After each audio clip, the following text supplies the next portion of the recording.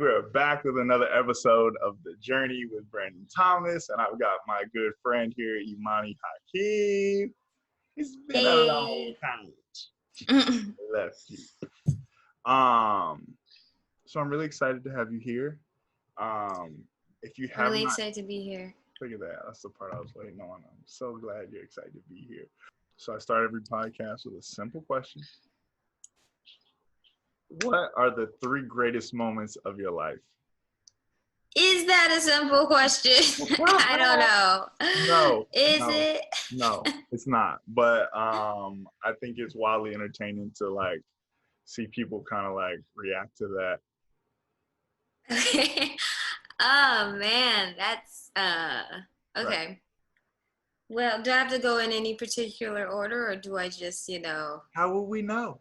Okay, great. Well, I'm going to state the obvious. Okay, here we go. Not that everything is surrounded by career success, but of course this was one of my greatest moments, and I'm really truly grateful for it. Is landing Everybody Hates Chris. Yeah.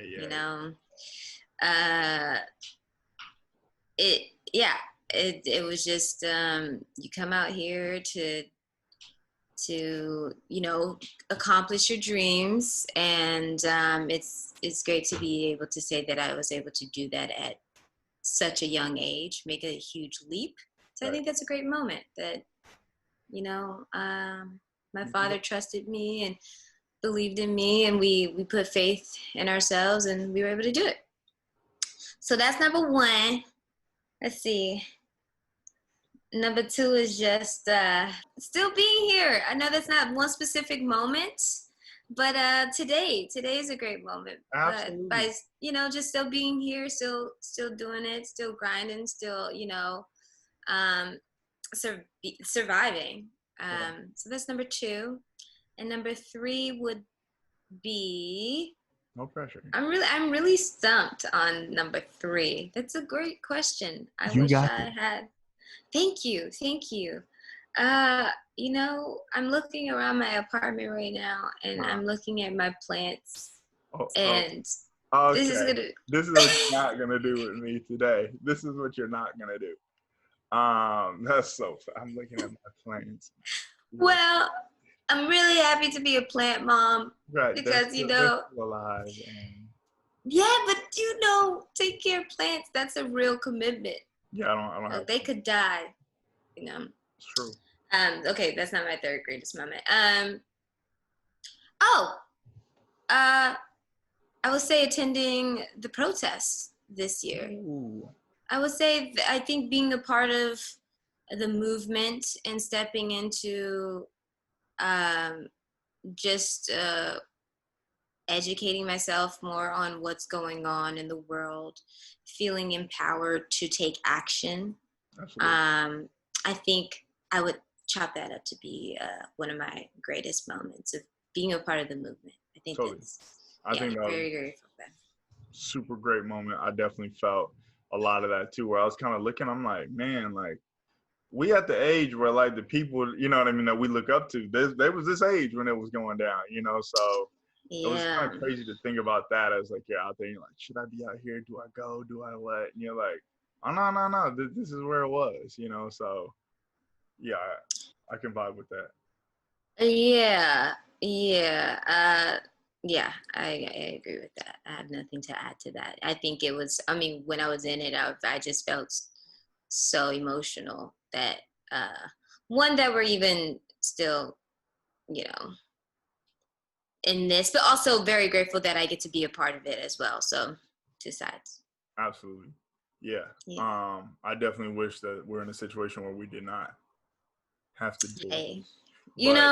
To be a part of it is obviously, game changing. Hopefully, again, that the past generations have made it better for us, and hopefully what we've done in our lifetime will make it better for the next generations. 100%. Yes, I agree. Boom. So look, we've made it through our first hurdle. Yo, we made it.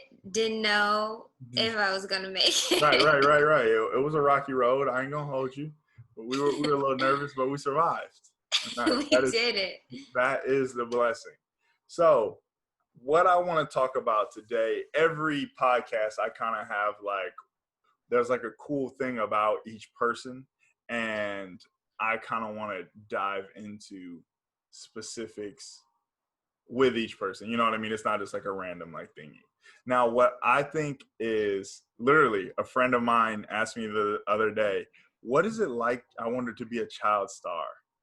And I was like, I don't know, but I'm recording a podcast real soon where I'm going to be able to ask one of my favorite child stars, how Oh. was that? What was life like during that period? What does child star mean?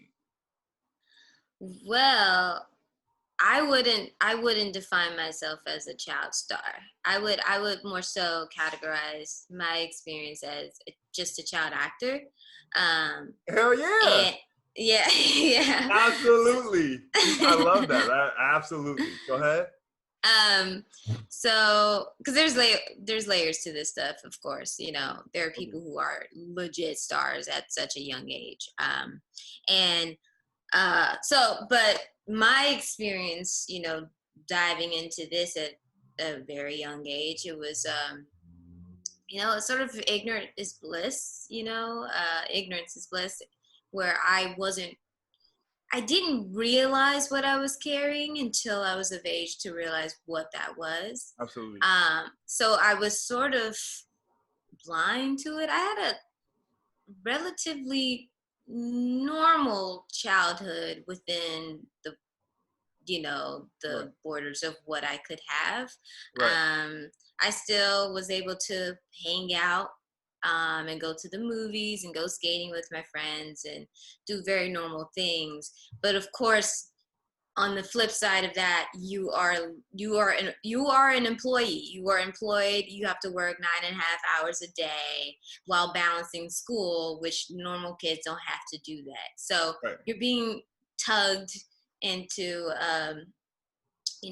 performance, and also showing up to deliver even though you're a kid and you want to play. And then in between that, they're taking you from set and they're putting you in school, and so you have to flip that switch and be like, okay, I'm in school now. And then 20 minutes later, they're pulling you back on set and you're flipping that switch and you're like, okay, I'm in work mode. So in that sense, Wow. you're juggling a lot on top of that, just trying to be a kid. So Can I ask you a question? yeah, of course. Of course, this is your podcast. Right, but you were going somewhere.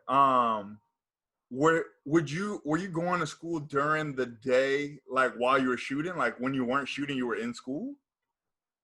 Yeah, but not normal school. Like I wasn't going to Right. public school, but yeah. So the way that they have it set up is that there's an on-set school teacher, Right. and so they have a classroom on set for the kid actors. So at first it was all four of us: Tyler, so the characters Chris, Drew, and Greg, and myself, all in one classroom. But that was a lot, I suppose.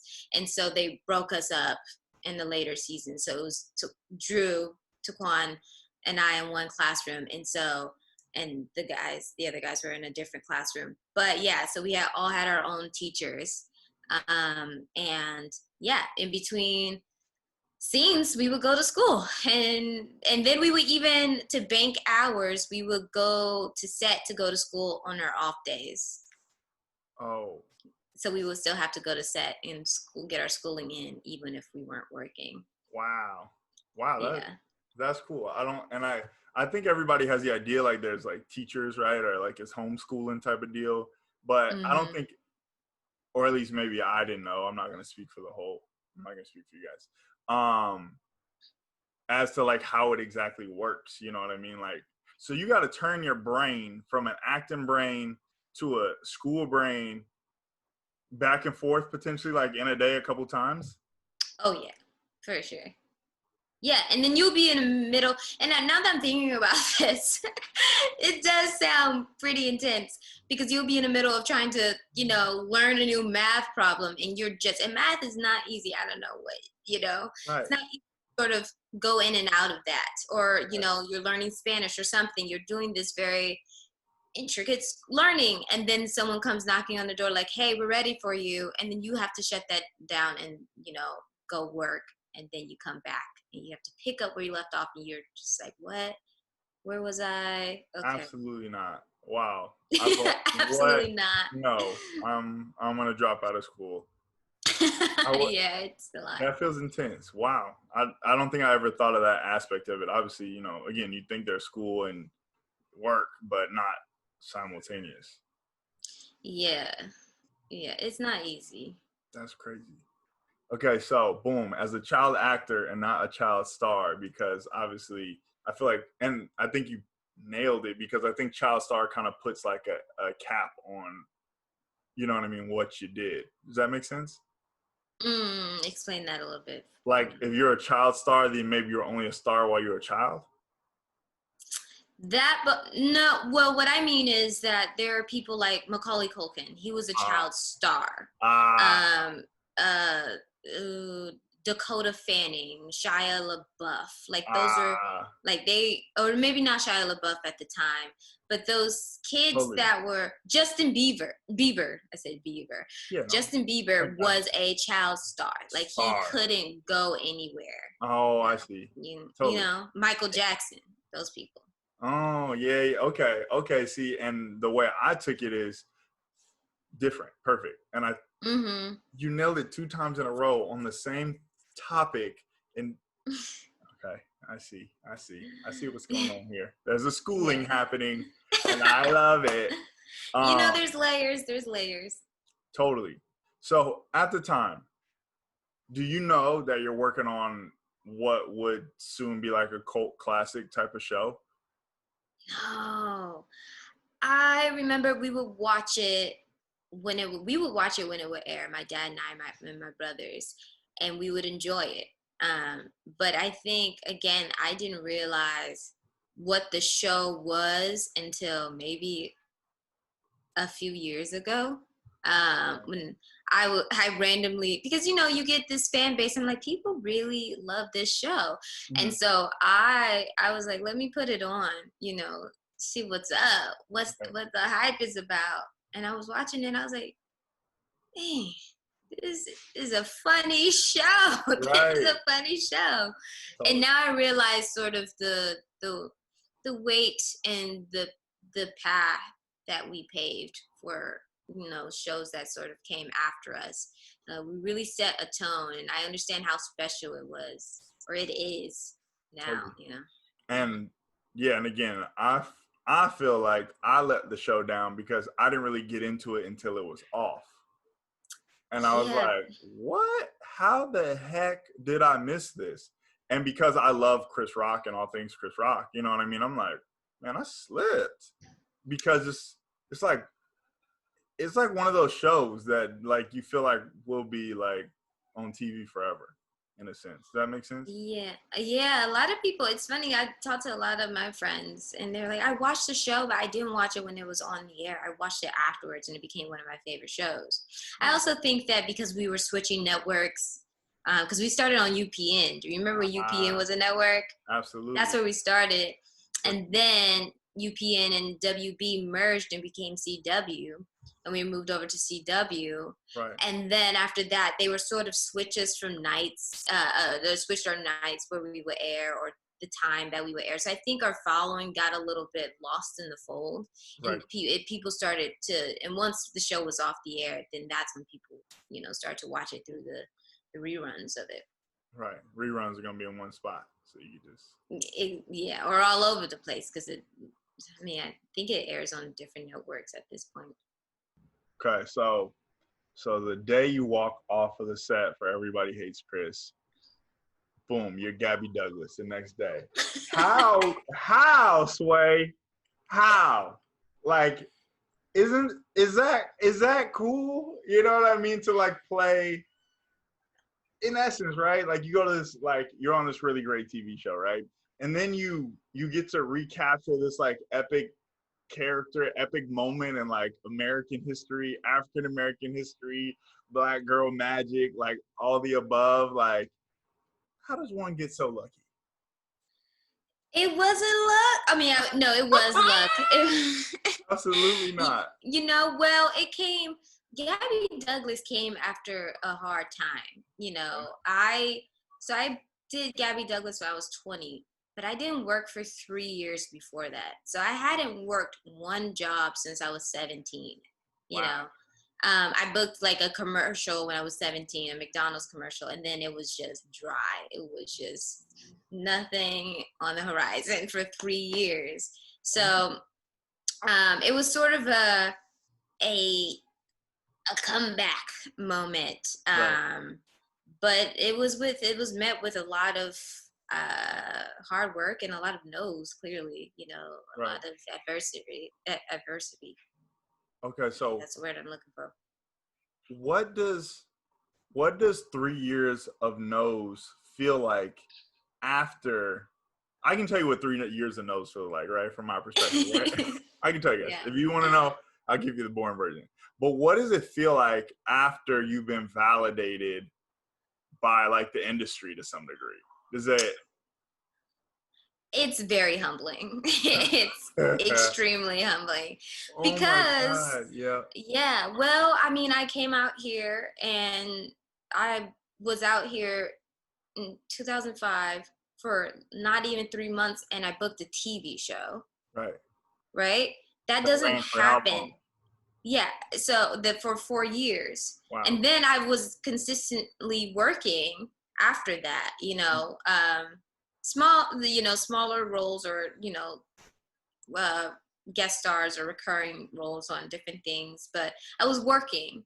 Um, but yeah, but also I had this, that set the tone for me that, oh, you could book a job and it only took me 3 months to do it. Right. We But hear there are now. people, yeah, but there are people out here for years that are, not getting their big break until later. You hear all those stories all the time. So when I didn't work for 3 years, and then Gabby Douglas came along, but in between those 3 years, whew, it was very humbling. I was just like, what is happening? Is this Right. what it's like? But it was so necessary because it gives you so much perspective, Right. and it just made me take my butt to class, Mm. which is where I met you. And yeah, it just made me want to put in more work ethic. And I joined Spicer at 19. Wow. Um, and and then I booked Gabby Douglas at 20. I don't know what if I was deep into 19 or what that timeline was, but either way, I was, working on my craft, and it paid off. Absolutely. Yeah. Yeah. I definitely have been there. I remember I booked a really big commercial and I'm like, all right, well, looks like next year I'm probably going to just be a movie star. So I might as well just go on and get ready for that. And then the crickets have never been so loud. I was like, yeah, like, can you guys keep it down over there? Like, it was absolutely insane. So, and again, and that was based off of commercials. So I can only imagine what like coming off a series feels like, where you probably, you got an idea what you want to do. Like, you got an ideal situation set up in your mind where if everything goes perfect, it looks like this type of deal. Looking at people you're on a show with, that you feel like you're at least as good as these folks, to be able to work with these folks, and that whole like comparison monster that I'm sure we get trapped into as humans all the time. And Yes. yeah. Yo, comparison will eat you alive. Oh my. It is such a dark hole that you don't want to, get stuck in. But yeah, it's true. It's like I wasn't working, and then I saw all of my castmates booking big things and moving on and starring in things. And I'm just like, what's happening? But again, it's all a part of the journey. And one thing that I have learned throughout this is like, you know, you can't really plan what's going to happen, even when you think that this gig is gonna be your big break, or this is gonna be the thing that takes you to the next level. None of that is guaranteed. All you can do is really just focus on the work, and Right. focus on just being a better craftsman, and I think in the end that will pay off. You can't really focus on what's going to come after that. Absolutely. And I think that that is like a message that a lot of people don't always grab as soon as they should. You know, like you can't really control anything but the work. You know what I mean? Yeah. The work that you're like putting in on yourself, and you know that the growth process, because everything else is kind of like there's so many reasons why you might not get something. You know what I mean? That don't have nothing to do with you. That it's just kind of Nothing to like do with you. you might as well just be good at it. It's so out of your control. And I had to learn that, because you get so wrapped up in what is it about me that's not working? Why can't I do it? But it has nothing to do with you. If you're doing the work, at the end of the day, that's going to pay off. Mhm. I do believe that. And to not take it so personal, even though we want to. It's really, this industry is, it's nice because it's hard as shit. I don't know if I can cuss on this, Oh but shit, yeah, you can. shit, yeah. But it really teaches you to have tough skin and also not take everything so personal. Right. Okay, so I just thought of a really good question that I'm kind of excited to hear the answer to, because I'm excited to hear the answer to it. As because you were a child actor, do you have a life outside of acting?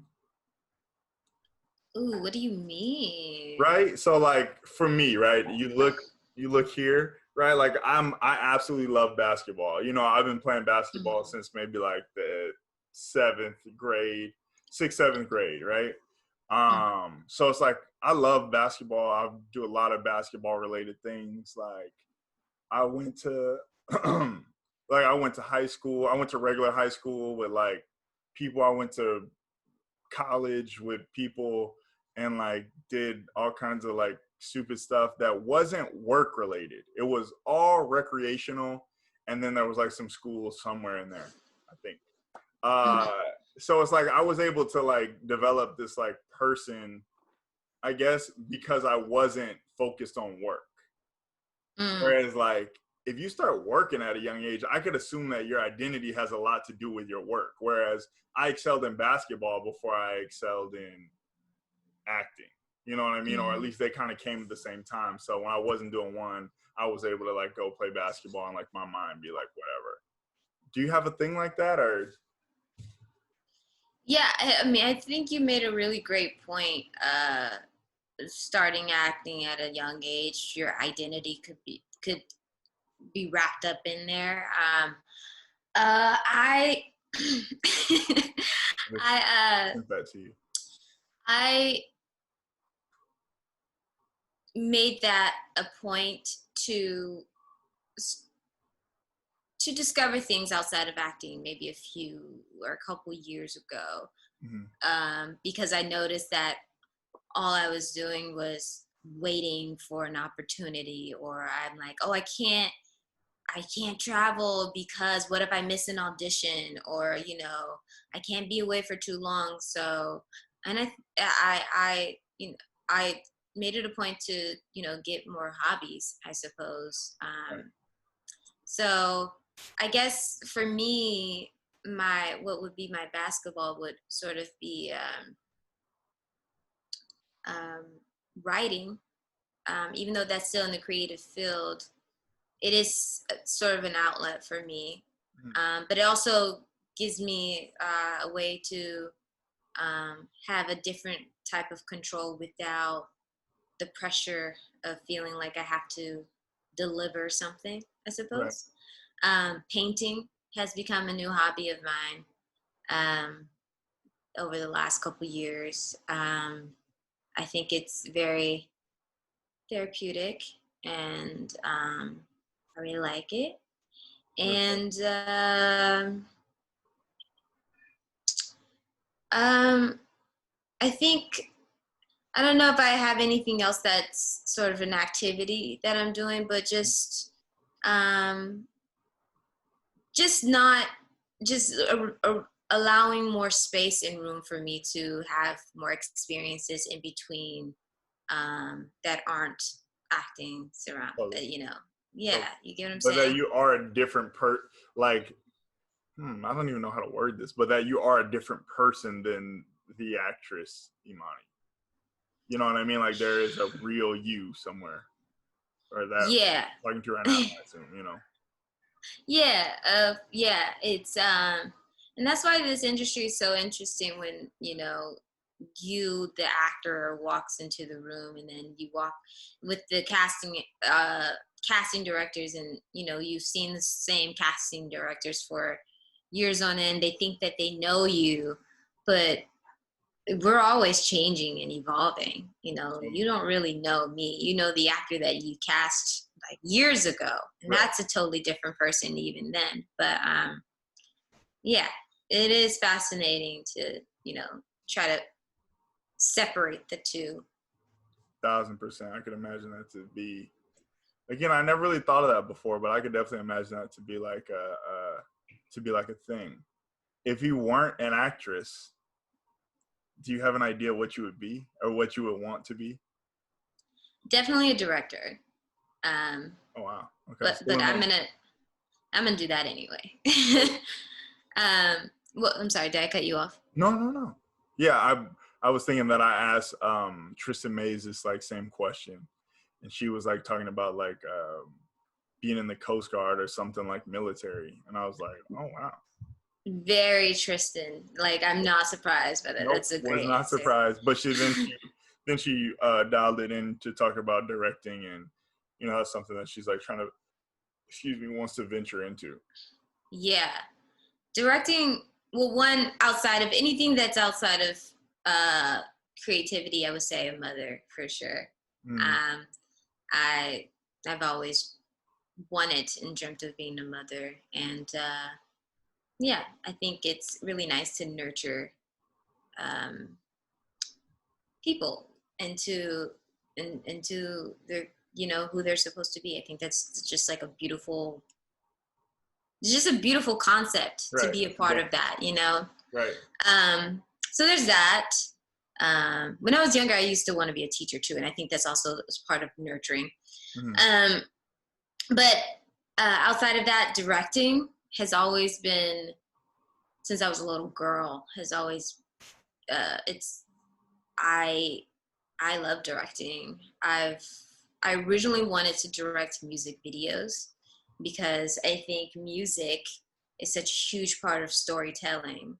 Right. And I'm usually inspired by the music that I'm listening to. So if I hear a song, I could create a concept off of that song or feel, you know. Totally. So I remember watching music videos back in the day and being so disappointed with how they were, you know, presented. I was like, you guys aren't even telling the story with the song. Like, Right. what is this? And so I wanted to direct music videos. But now I want to direct films and TV shows, and I just want to direct. Right. I'm excited to see that. I'm excited to see like your take on story. I think that would be fun. I've read some of your writing before, so I think you got it. I think you'd be good at it. But I think it's just kind of interesting to get in that space. Is what I've come to learn is to get in that space, and it's like different. You know, it's a lot of stuff to handle all at once. It is. I got a taste of it a couple years ago. I did a short film with my partner, and I directed it, and he wrote it, and we both starred in it, and it was a lot of work. Yeah. And I'm like, I don't know if I want to act in something and direct. Right. Not now, maybe in the future, but you've done that, and it's hard. I don't know. It's very hard. Yeah, to wear multiple hats like that, I think I would just have to choose one or the other, just because I want to be able to fully give my full attention to. But it's a lot of work to balance both. And that's kind of like my take on directing. I think you nailed it. Is I'm like, I don't know if I'm a good director or not, because I already knew what I wanted myself to do. You know what I mean? So it's like I've never been able to like give my full self to directing because in most cases I'm thinking about the next part that I'm in, or thinking of the lines that I have in a bit. So I'm just making sure that this is going well enough. You know, when you're directing something that you're in without like a budget, so you have like a very strong AD, like, man, you're just hoping on faith. You know what I mean? I'm like, yeah, I was blessed into I've been blessed that I haven't really hated any performances that I've had while I was directing myself, which is like crazy, you know. So life is good, but there's greater out there for sure. For Yeah. sure. That's good. I mean, it's good that you have that experience now, because now you know exactly, you know what you can do if you're not in front of the camera. You know, if you are, once you have the opportunity to direct something and you're not in front of the camera, I'm sure you're going to do great, because you only have to focus on one thing. Right. That's great. And I think the trick is not looking at playback. Yeah. just going. You know what I mean? Just being like, all right, I think we got it. Because I Yeah. think like when you get into like staring at it, you know what I mean, and like dissecting it, you ain't gonna get it to where you think it is gonna go. It ain't. Yeah. Let it go. Yeah. Yeah, just probably having extra eyes on set that who you truly trust, and they're not really directing you, but they're just, you know, they are your extra eyes. So you consult with them, and you're just like, how do we feel about that one? And it's like, okay, well, you know, maybe try it a little bit. 100%. I had an executive producer that was looking out for your boy, and you know you can't put a price on stuff like that, because obviously, you know, you need those things. Like, again, you can't see it all because you're doing not too much, but too much all at the same time. So yeah.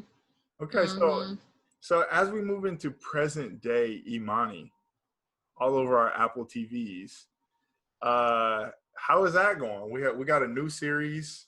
Can you tell us about this? Yes, Mythic Quest, Raven's Banquet. Ooh. It's a mouthful. Right. It is a new series on Apple Plus TV. It is a office comedy. It's really fun. It's sort of like Silicon Valley meets The Office, but with more heart. And by heart, more heart, I'm meaning that, you know, it's very, very funny, but there's also very heartwarming moments with some characters. I would say mainly my character. My character's sort of the heart of the show. It takes place in a video game development studio. I play a young game tester. My name is Dana. And it's from the creators of It's Always Sunny in Philadelphia, and it's a really great show. It's really funny. I hear we just finished season 1, right? Season 1 is out. Yeah, season 1 came out at the top of the year. Everything feels so long ago. Right.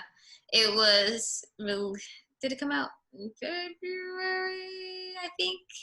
And we actually started shooting season 2 in March, and a week into production, shit hit the fan, and so we were, you know, here we are on Zoom, right? And so once there's sort of some clarity on what's happening in the world, we'll be picking up production again. But for now, you know, season 1 is out there for everyone to watch. We did shoot a quarantine episode, which is great, and it's probably my favorite episode so far. It's a great episode. Somehow, it's a great episode. I love it. Well, that's dope. I'm glad there's a second season of it. I'm glad to see you back on another series. Is this your first series since?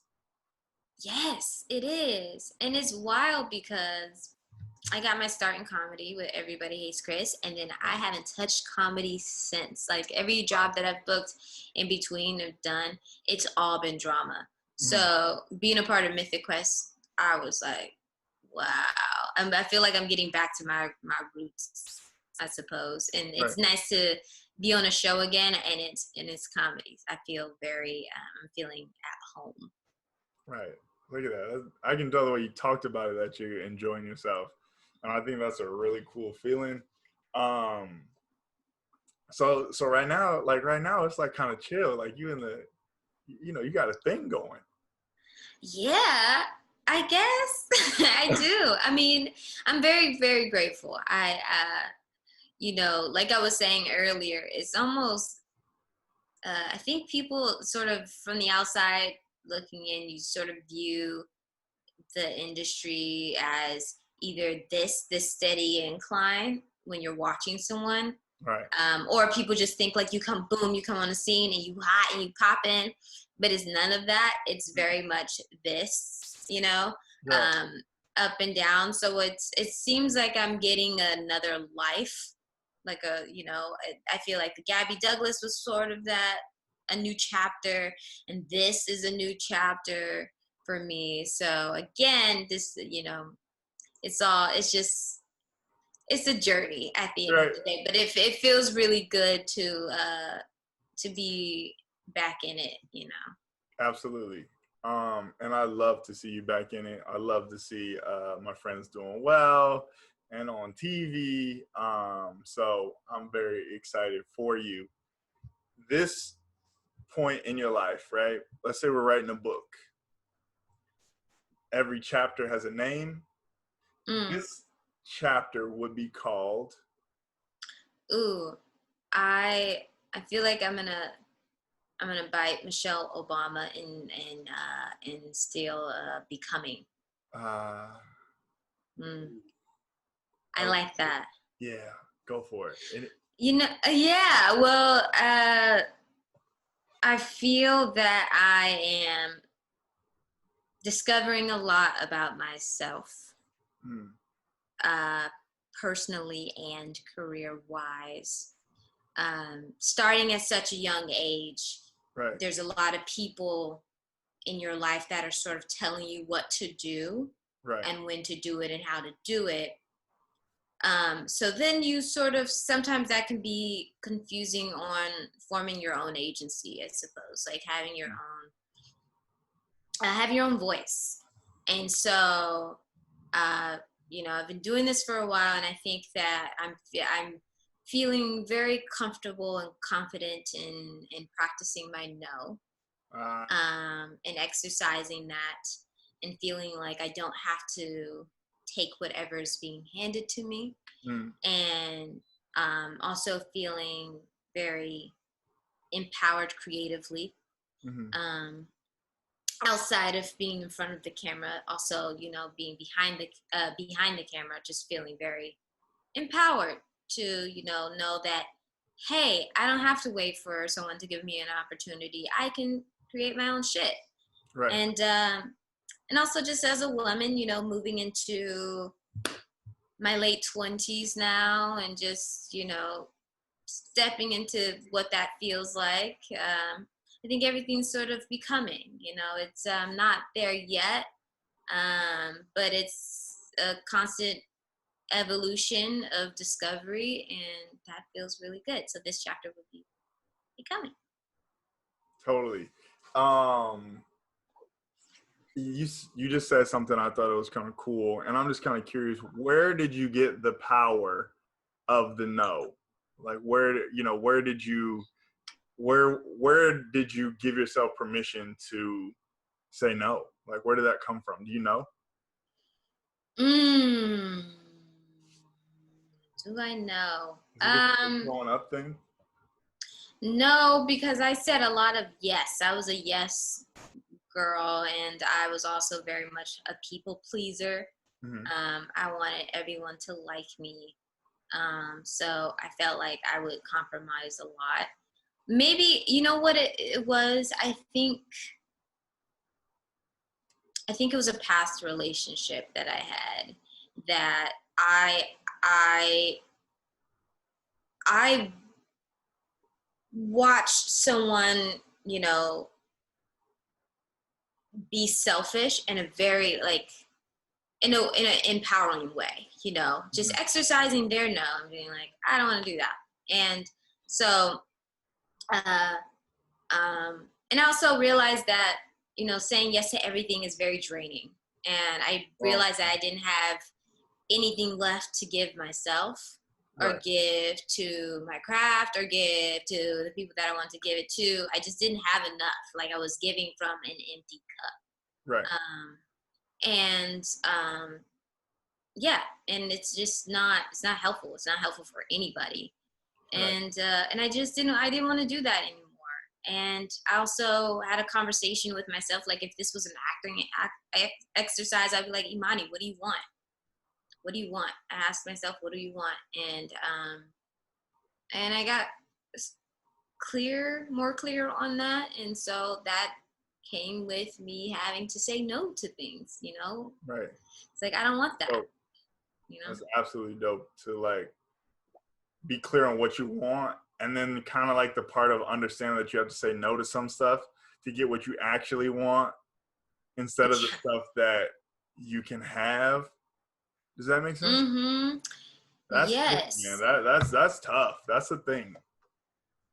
It is tough, but it's tough in the beginning, but now I really like it. It's like, but now I'm good at it. Now I I'm said getting better no at it. just I'm because. not I'm not perfect at it, but it feels good because it's also a self-worth thing, and a value thing, and knowing your Mhm. value too and what you bring to the table. Right. And that doesn't mean that you know you just have to create space for the things that really bring you joy. And because I want to do things because I enjoy doing them, not because I feel obligated to do it. Right. Yeah. Amen. I think that's a good word. Yeah. Moving on to the future. This part of the podcast, right, is I call it the replay value portion, Ooh. because you're gonna be able to come back to this and be like, man, look at what I did. Is if you could draw it up perfectly, what happens next in your life? What are some attributes that your future has? Okay. Um, I sell the project that I'm working on.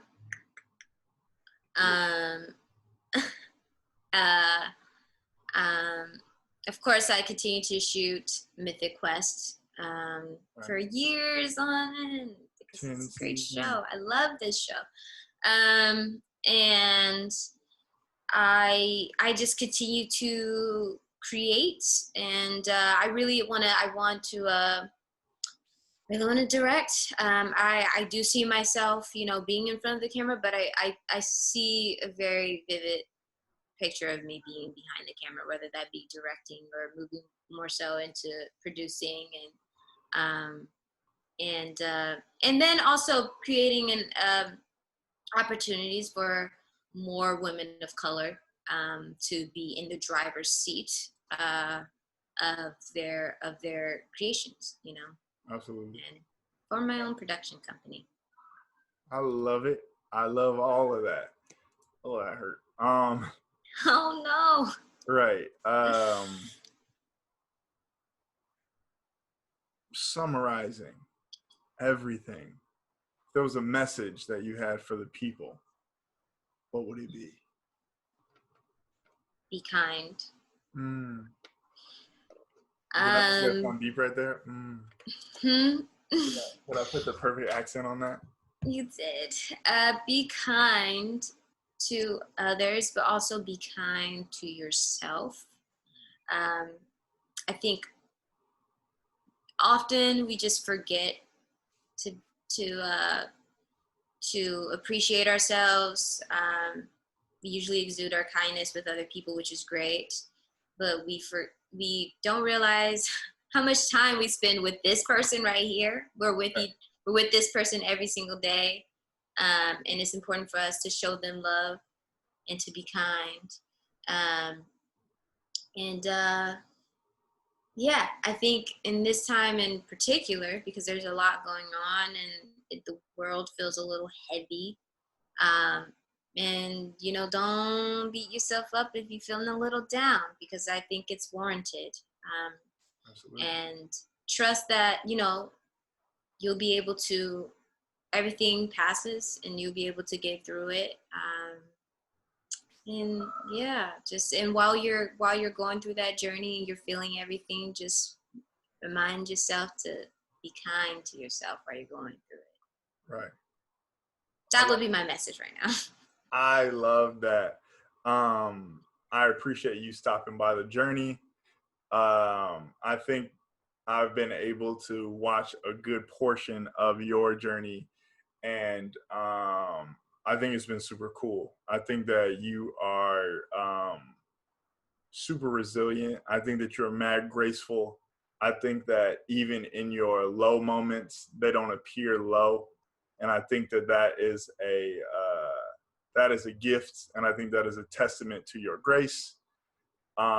And yeah, you know, it's been a real pleasure being friends with you, and I think that I've learned some things. I think I've taken some free game. I think that we have you know, collaborate on some really cool stuff. We have like some videos somewhere on a hard drive of yours that I think were super funny, and I think great times, like chatting about, you know, who knows what. And obviously I wish you continued success times 1,000. But yeah, I can't wait to see what this industry has for you, and I'm so glad to see you doing well.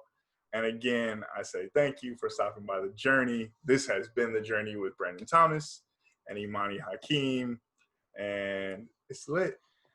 Thank you, Brandon. Don't stop recording yet. I just want to say that thank you for your kind words, and it's been a pleasure watching your journey as well. And I have mad love for you. Like you're dope, and I appreciate you for being a friend and just being supportive throughout everything. And so, thank you for that. Well, thank you for that. Look at that. Yeah. Compliments on compliments.